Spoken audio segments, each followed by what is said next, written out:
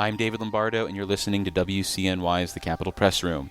We're getting to know some of the new faces who will be serving in the state legislature in January, and in this episode we're checking in with Brian Romero, a Queens Democrat who previously worked in the state legislature and won about two-thirds of the Democratic primary vote in June for an assembly seat in Western Queens that will not be contested in November. Thanks for making the time, Brian, and congrats on your primary victory. Thanks so much for having me, Dave. So your pathway to representing the 34th Assembly District in Western Queens began with your former boss deciding to run for the state Senate. And I'm curious, if the opportunity to run in an open seat like this hadn't presented itself, do you think you still would have run for the state legislature at some point, or would your career have taken you elsewhere? Yeah, it's kind of hard to tell. I know that following Trump's election, I felt a sense of duty to continue my work in advocacy. At the time, I was with JGR as our chief of staff. I actually left to go work for the state Senate for a year to work for State Senator Kristen Gonzalez, chair of the Internet and Technology Committee, which was very exciting. And, we worked on things like regulating artificial intelligence and such. And in my mind, I was going to do 1 or 2 more years. I had always wanted to work in the state Senate and then go back to nonprofit. I actually, part of the reason why I went from nonprofit to government was to learn more of how it's done in Albany and bring and share that knowledge back to the advocacy sector.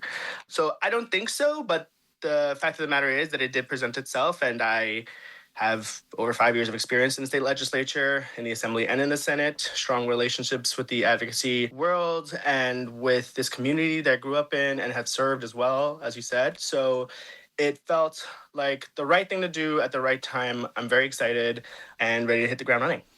Well, yeah, let's talk about that experience and how that's going to inform your work as a state lawmaker, because a lot of seats in the state legislature are filled by former staffers, and because you're going to be one of those lawmakers in January, what is that edge that you think that experience gives you? Is it in how to move a bill? Is it in just knowing where the bathrooms are? I mean, what is the edge that you think you might have over someone else? Yeah, well, certainly knowing where the bathrooms are is always helpful. And yes, I think I did come into the state legislature and particularly the assembly having done nonprofit advocacy before that for a couple of years at the city, state, and federal level, which is also part of why JGR asked me to be your chief of staff, was because of my experience in Albany and in just moving legislation and or getting budget investments. But I have always approached this work as an activist, and I do still see that as my role, even as a state legislator.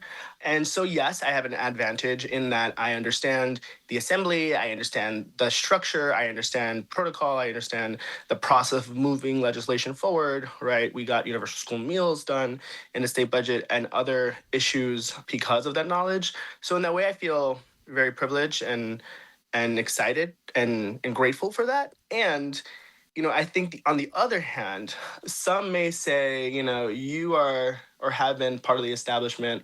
Why would we have wanted you to be the one to take this seat?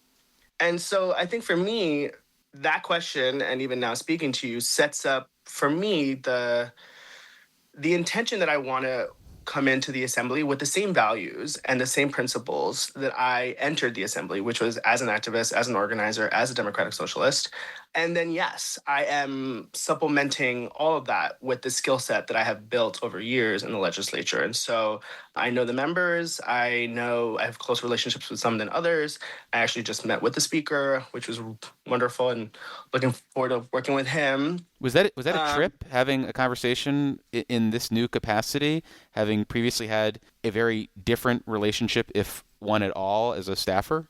Yeah, I mean, I think the great thing is Speaker Hasty really knows the staff too. He knows his members, of course, but he was always very kind and generous with me as a chief of staff. And because I worked for JGR for so long, he just knew me from being around. So our meeting was great. He, it was perhaps different maybe than other members. I won't say what we talked about, but yeah, I think it's a little different of a conversation, but nonetheless, it's odd. And what I will say, if it's okay, is that he said the thing for you is you're going to have to transition from, which is true, being a staffer to being the member. That has been a little interesting. Sort of seeing your face on literature and stuff is, odd. Well, you said you still approach this as an activist, and I'm curious, what does that look like in practice, being a activist assembly member? What does that look like compared to how someone else might approach this job? Yeah, that's a great question. I think for me, I always see the role of an organizer here in that, there are legislators who come in and are starting to learn the process of how to move bills, maybe even what it means to work in coalition. And I've been doing that for years. And that's how I plan on approaching this role is whatever legislation I champion or issues I support or really want to go to bat for, I'm excited to build relationships with the rest of my colleagues in the conference as an approach of organizing to see where there's places that I can move them along and where there are places maybe I will understand over time because of their district. It won't happen that Hmm. way. But also, I'm excited to work with other organizers who are coming into the state legislature who are also experienced in building broad coalitions from everywhere from DSA, WFP to even nonprofit groups and others. So that's really what I'm thinking about when I'm approaching it as an activist. But also, I'm a big believer in direct action. I think it's important also to use the platform that we have to lift up the issues in every means that we can. During the time that I was chief of staff with JGR, I got arrested for Gaza outside of Senator Gillibrand's office because I believed firmly that we should not be engaging in genocide, and so that's still very much who I am and will be working as, while also appreciating that not every tactic and every strategy is going to be used all the time at every time, right? We're going to have to determine at what points how we push things and where we put pressure and how we do that in a way that moves the issue forward, doesn't isolate the issue from maybe the conference, but really helps people understand and come along. Well, yeah, I'm interested in that practical implementation of that activist ideal that you just laid out because it's one thing to be pushing an issue, it's another to be the lawmaker who has to consider a whole host of other issues as well, and then at the end of the day is responsible for things like keeping the state government funded. And so, is Yeah. that something that you've already wrestled with as you think about your approach, or something that you think you really can't answer until that budget vote or that standalone bill comes before you and you have to figure out, well, here's where I stand for, but here's what I need to do to keep the lights on, or to this is the best possible version of this bill, for example? Yeah, it's interesting. I feel like sometimes folks talk about either being a leftist or a socialist or even an organizer as almost sort of mutually exclusive from being pragmatic. But actually, we know and we've seen in the last mayoral election and even in this one that New Yorkers want us to focus on bread and butter issues, right? They want us to focus on making things more affordable. That's a very practical thing to get around. And there are real bills that we could move forward and advance that address that.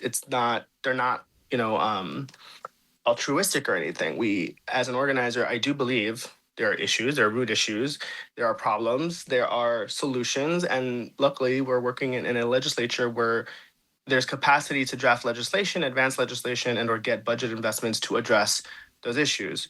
I think for me, the way that I think about it is my principles and values, where I come from, who I am, the community that I am excited to represent and serve, are very clear about the things that they want and that they believe in.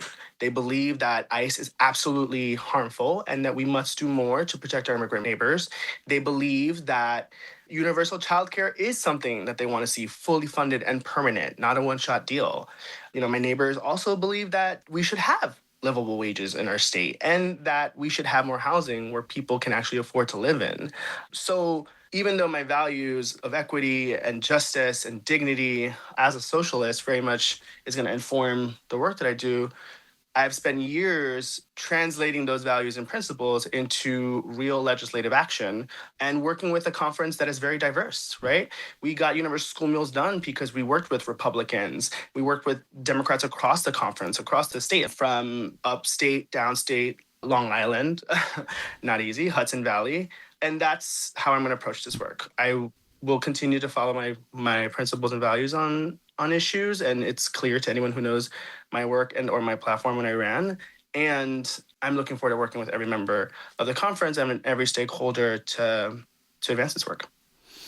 So if I was to close my eyes as you lay out your agenda, I would say a lot of that is reminiscent of things that we've heard your predecessor, Assemblymember Jessica Gonzalez Rojas, prioritize, and a lot of your platform that you have on your website are things that I might associate with her. So where do you see yourself deviating from your predecessor and former boss? Are there certain issues where you have a different position or maybe have a different approach, or do you see yourself largely as a continuation of the ideology and priorities that she championed? Yeah, I think the wonderful thing and why I worked so long for Jessica Gonzalez Rojas is because while she had our issue areas that she really led on for years, where we even overlapped healthcare, sexual health, there was also issue areas that she hadn't worked on, but she was open to learning more about. And if there was applicability to her district, she was all hands on board. So one of those things were like improving mental health access in schools. And so that is something certainly I brought to her and we talked about more and she heard and asked about when she went on school tours. And it just became very clear that across the state and across the country, obviously, we have a youth mental health crisis. And so she understood, as I did for years, that increasing our workforce in schools and investing more in mental health was a way to address those issues. I'm going to continue that work, but largely mental health issues are something that is very near and dear to me. I am a social worker by training. I did psychotherapy for several years before moving into policy work. I worked with people who have addictions and diverse mental health issues. And so that's going to be a major focus of mine. We've done some stuff in the state budget previously, but I think there's a lot more that we need to do to improve mental health access, parity, and equity in our state. That's an issue I'm going to really, really lead on. And food insecurity, we will very much align on. I was very happy to draft a lot of the bills and work on all the bills that she has carried, and I hopefully will inherit, whether that's increasing the SNAP minimum benefit or establishing a state version of SNAP for undocumented folks. So those issue areas we overlap in, certainly. I think back to sort of education, I will say one thing that's very important to me, and I've spoken to the mayor of New York City about, Zohran Mamdani, is addressing student homelessness. I think a lot of folks now, sort of who've heard my story, know that at a young age, my family and I were homeless because we could not keep up with costs. So the concept of affordability is not abstract to me. I lived it and suffered from a city and a state that didn't make things more affordable for working families. So I'm really invested in addressing student homelessness by means of increasing investment in our schools on that issue. That will trickle down to New York City, hopefully in other localities. But the other thing that I would say, and this is also from the time that I worked with Senator Gonzalez, was it is very clear to me, and under her leadership even more so, that artificial intelligence can be a real threat to so much in our society. And I was very excited to work with Senator Gonzalez on her work on regulating AI. There's a lot more that we need to do in very specific ways. And so that's another issue area that I really want to address and work on, among the other issue areas that you can tell from JGR's bills introduced are bills that I will work on too that have local significance, like addressing human trafficking. Well, finally, because you've got the experience in the legislature, you have a good handle, I imagine, on the conference and its dynamics, and those are potentially changing in the wake of the Democratic primaries from June, which saw a handful of incumbents leave, additional DSA members get elected, and I'm curious, given your background and now these changing election results, do you think that the experience in the assembly is going to look demonstrably different than it did in 2026 or past years? Or do you think that the institution sort of has an ability with the speaker's leadership to kind of maintain a steady course and maintain a kind of consistent way of doing things? Yeah, I think that every class that comes in brings many opportunities of how the body works. There are things that are pretty much just the infrastructure of the body that will not change. There's a reality of a conference that spans the entire state, and so I'm excited about it. Seemingly being more progressive. It will also have the most number of LGBT members it's ever had, so that is something else that's exciting. The most number of socialists that we've ever had. So there's a lot of opportunity there. At the same time, we have a over 100-member body with varying issues and priorities and needs, some of which were very similar and some of which are very different. And so I'm excited about hopefully a body that is even more pro immigrant justice than it has been, and certainly it's done a lot even in this last session. I'm excited about a class that is really going to go to bat for addressing climate change and protecting our environment. And I'm excited for a class that, when you look at, I think most of the folks who won, at least on the more progressive side, we all ran on platforms also to increase taxes on the wealthy because we understand that there's going to be more Trump budgets with more cuts. I was disappointed that we frankly didn't do more on addressing the 450,000 New Yorkers who lost health insurance. And we can increase revenue. Now, hopefully next year, with it not being a re-election year for the governor and such, we will do more on it. But certainly I will be one of those voices ensuring and pushing for increasing taxes on the wealthy and making the rich pay more of their fair share.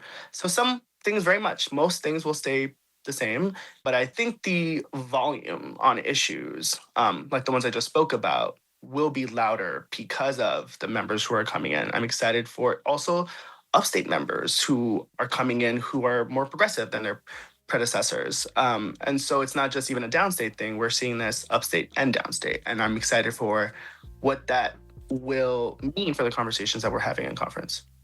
Well, certainly a lot of fun conversations to have in the future, but unfortunately, we are out of time. We've been speaking with Brian Romero. He is the winner of the Democratic primary in the 34th Assembly District in the western part of Queens and the presumptive next representative for the district. Brian, thank you again for making the time, and congrats on the primary victory. Yeah, thank you so much for having me, and I'm looking forward to more conversation.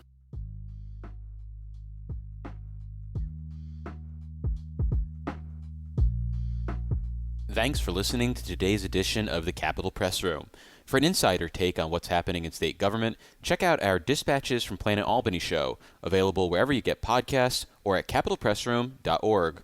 Join us again for Capitol Press Room, a production of WCNY Connected, Syracuse.